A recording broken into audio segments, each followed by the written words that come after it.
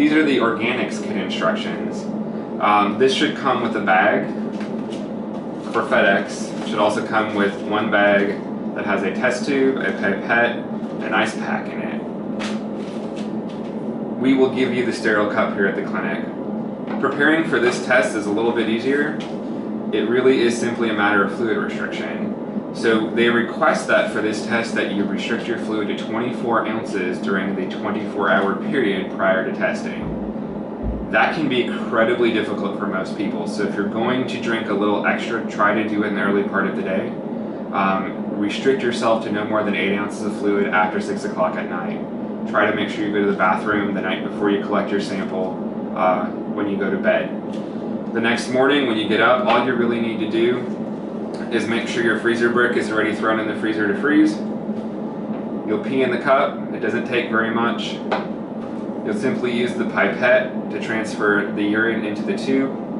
You're going to fill it to the 12 line. There's a 12 ml line on here. It's a little hard to see, but that's as high as it needs to go. Cap the tube. The tube goes back in the bag with the ice pack, and you freeze it solid. This can be in your freezer for up to 48 hours before you ship it. So just make sure you keep this in the freezer long enough. You will ship this one from home, so you will also get with it from the clinic a requisition. Most of this will be filled out with you before you leave, but prior to sending it, you'll need to fill out this very top portion on the right-hand side where you have to fill in the date that you took the sample. Then on the back, we will show you this as well when you're here, but on the back, there is a spot for the copay, whether you wish to send a check or put in a credit card number.